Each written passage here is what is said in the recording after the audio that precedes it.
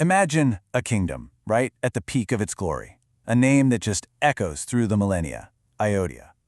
So today, we're going to dive into the story of how this legendary place was brought to its knees. And not by war, but by a single, simple promise. I mean, the air itself was just buzzing with pure joy. You've got morning bells ringing, markets bustling, the entire city was completely united in celebration. And why? Well, they were getting ready for the coronation of their beloved prince, a man everyone saw as the living embodiment of righteousness itself, Rama. So you go from the absolute height of celebration to the depths of despair. I mean, how does a kingdom that perfect, that joyous, just completely shatter in a matter of hours? That's the big question, right? That's the mystery we're getting into. And the answer? Well, it's a story of love, jealousy, and a vow that could not be broken. Okay, so our story kicks off with King Dasharatha. He's older now, serene, and just deeply loved by his people. And after years and years of ruling, with the full backing of his ministers and all the citizens, he's finally made the announcement, the one everyone was waiting for. And wow, the city just exploded in pure elation. I mean, just picture this. Flags on every single rooftop, lamps lit in every window. The streets were filled with music, the smell of flowers everywhere. This wasn't some stuffy royal decree, It was a full-on kingdom-wide festival, a shared moment of just profound happiness. And there it is, the official declaration that sealed the deal on the kingdom's joy. With those words, King Dasharatha set everything in motion for a future that everyone believed was going to be bright and totally secure. But man, he had absolutely no idea he was also setting the stage for a complete tragedy. But you know how it goes. In every great story of light, there's always a shadow. And in the royal palace, a bitter, jealous maid named Manthara, she saw all this celebration not as a joy, but as a personal threat. Her heart was just filled with poison, and she was about to pour every last drop of it into the ear of a queen. Now this queen, Kaikeyi, was the king's absolute favorite, and she genuinely loved Rama.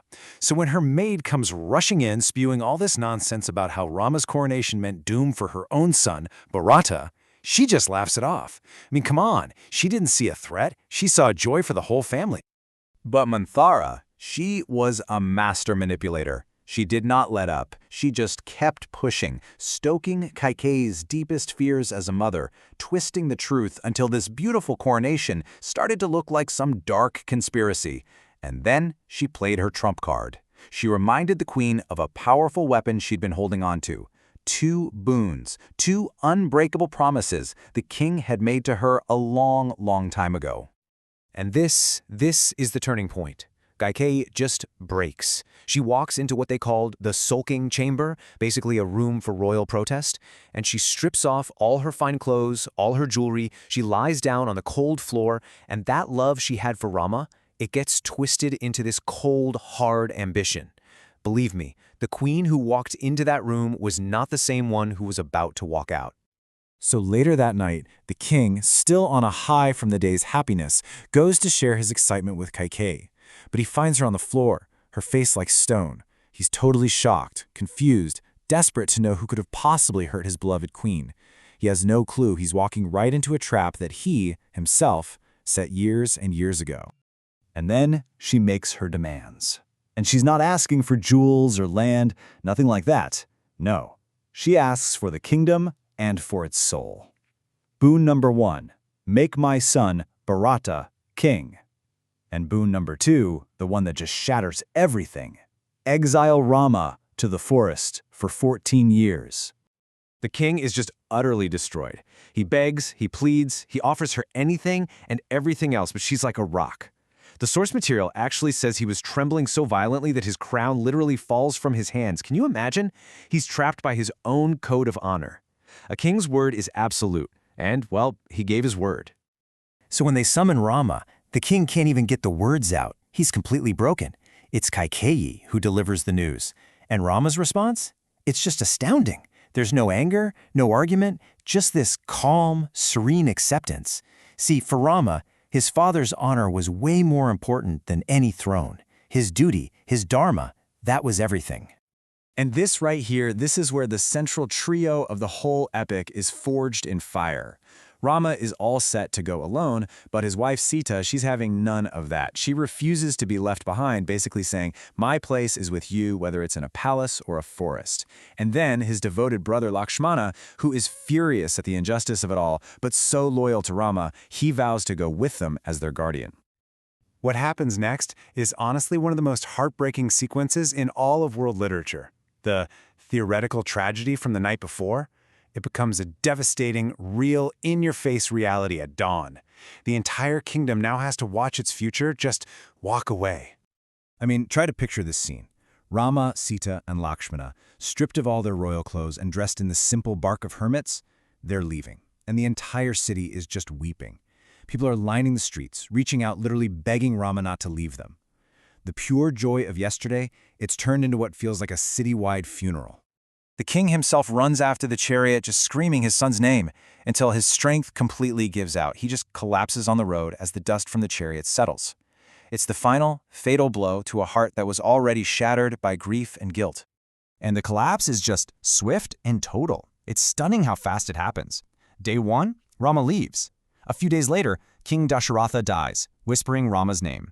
A few weeks after that, Bharata, the very prince this was all supposedly for, he returns home to find a kingdom cloaked in silence and darkness. See, Bharata had been away visiting family. He was completely in the dark about this whole catastrophe. He comes back to a silent city, a dead father, an exiled brother, and a mother who destroyed their entire family, all in his name. And his reaction? Oh, it is not what she expected. Not at all. He just explodes. I mean, pure righteous fury. He completely and totally rejects the crown. For him, this isn't some victory. It's a stain. It's a throne built on the ruins of their family and his own honor. He immediately disowns what his mother did and vows he's going to set things right. So what does he do?